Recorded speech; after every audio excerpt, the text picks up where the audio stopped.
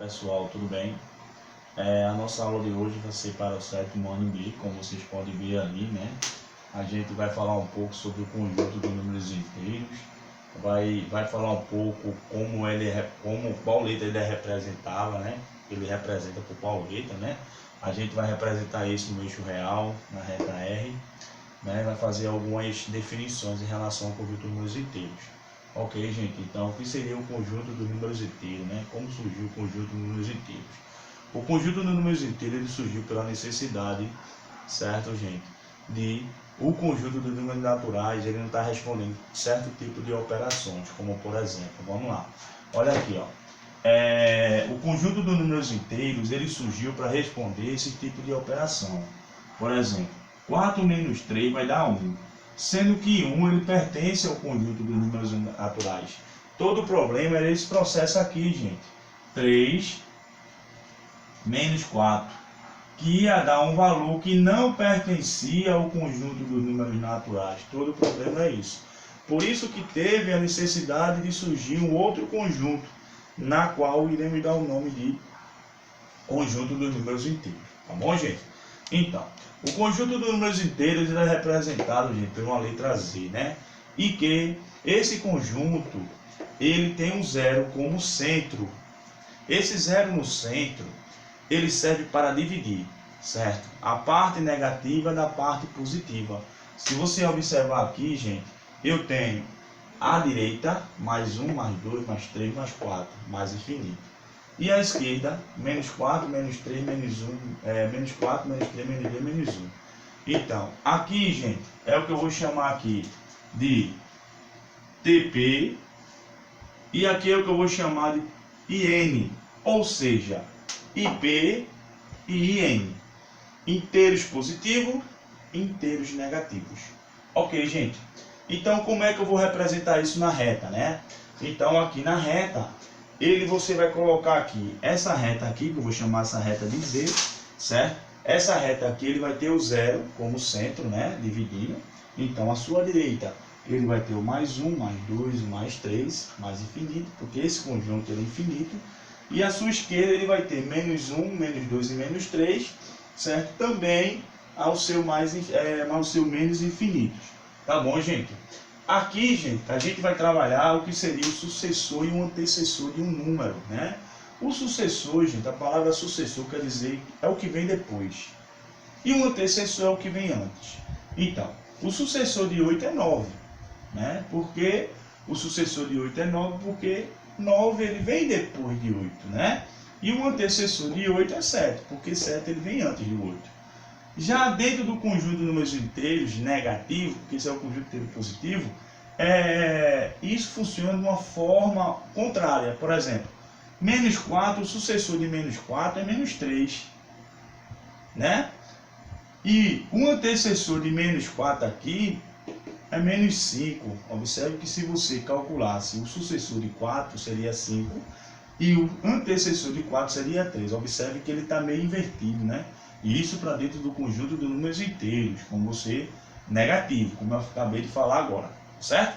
Aqui, gente, a gente vai falar um pouco aqui sobre o oposto simétrico, né? O que seria o oposto simétrico? Então, observe que se você comparar em relação a uma mesma distância do zero, se eu quisesse calcular aqui o oposto de mais 3 na reta, é menos 3, ó. Quem é o oposto de mais 2? Menos 2. E o oposto de mais 1? Menos 1. Então aqui, eu queria aqui. Quem é o oposto aqui de menos 7? Mais 7. O oposto de menos 9? Mais 9. Quem é o oposto de menos 16? Mais 16, como vocês podem ver aqui. Ok, gente? Então, a gente vai trabalhar aqui agora também o que a gente chama de comparação. O que é comparar um número? Comparar um número é saber se aquele número ele é maior ou menor. Então, aqui, a simbologia de maior, a simbologia de menor, maior igual, menor igual. Ok, gente? Sendo que o seguinte, em alguns casos, isso aqui pode apresentar também, ó, igual, cadê? Igual, diferente, né?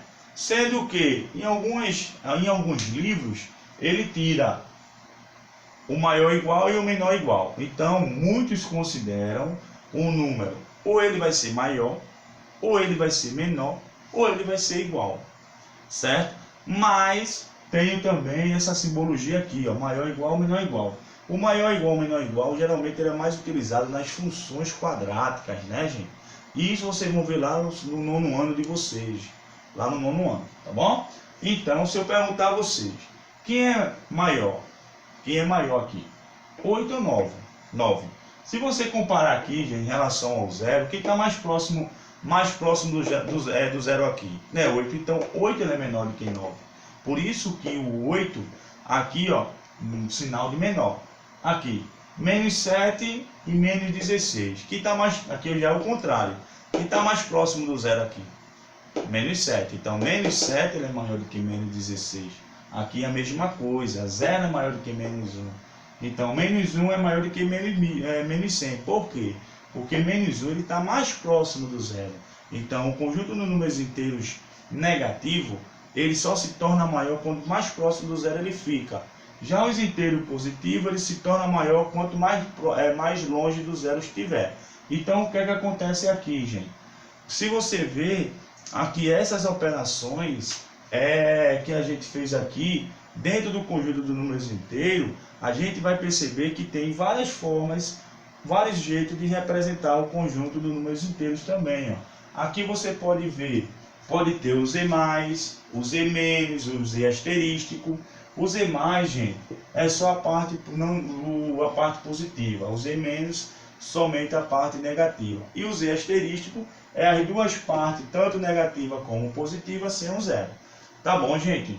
Então, a gente viu até agora, a gente viu o conjunto dos números inteiros aqui, como está aqui, como eu acabei de citar, né? Ela é representada pela letra Z, aqui ele está em forma de conjunto, parte negativa, parte positiva, a representação na reta, né? Como está aqui, né? Sucessor e antecessor, eu coloquei o significado de cada coisa, né? Aqui o oposto e o simétrico, e aqui a comparação de números inteiros, você comparar. Nesse caso aqui eu só utilizei essas duas simbologias, né, para poder representar esta comparação. Tá bom, gente? Ok, até a próxima aula.